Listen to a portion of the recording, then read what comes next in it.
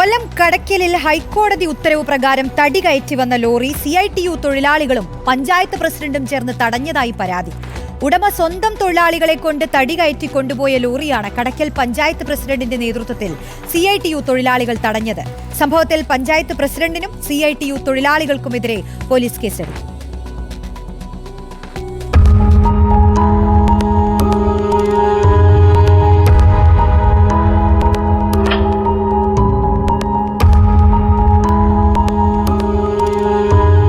പഞ്ചായത്ത് പ്രസിഡന്റും CITU തൊഴിലാളികളും ചേർന്നാണ് നടുറോഡിൽ വെച്ച് വാഹനം തടഞ്ഞത്.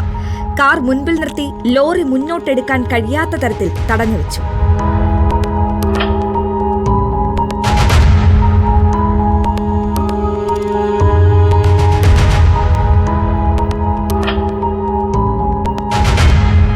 ഒരു മാസം മുൻപ് തടി കയറ്റുന്ന ഈ യാർഡിൽ CITU തൊഴിലാളികൾ ജോലി ചെയ്തിരുന്നു. എന്നാൽ സമയത്ത് ജോലി ചെയ്ത് തീർക്കാൻ തൊഴിലാളികൾ തയ്യാറാകാത്തതിനാൽ ഉടമയുമായി തർക്കമുണ്ടാവുകയും പിന്നീട് കയ്യേറ്റമുണ്ടായെന്നും ഉടമ പറയുന്നു.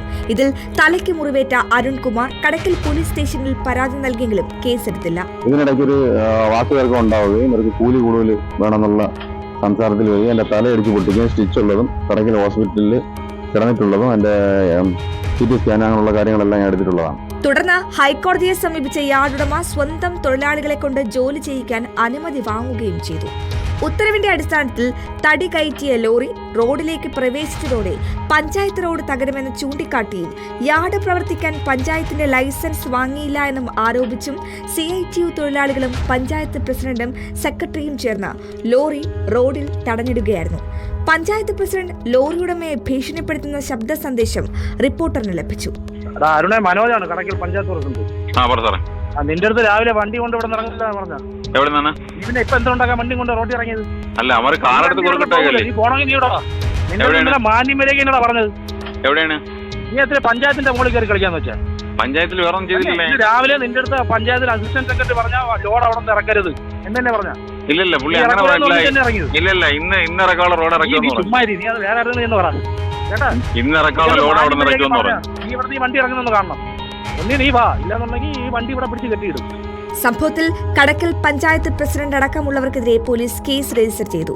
എന്നാൽ സംഭവത്തിൽ CITUവിന് പങ്കില്ല എന്നാണ് CITU നേതാക്കളുടെ വാദം.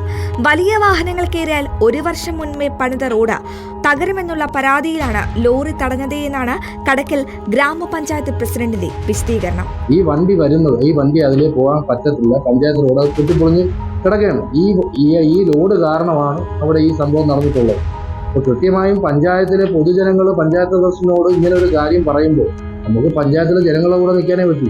ലോറി ഇപ്പോഴും റോഡിൽ കിടക്കുകയാണ്. സംഭവത്തിൽ 20 CITU പ്രവർത്തകർക്കെതിരെയാണ് പോലീസ് കേസ്.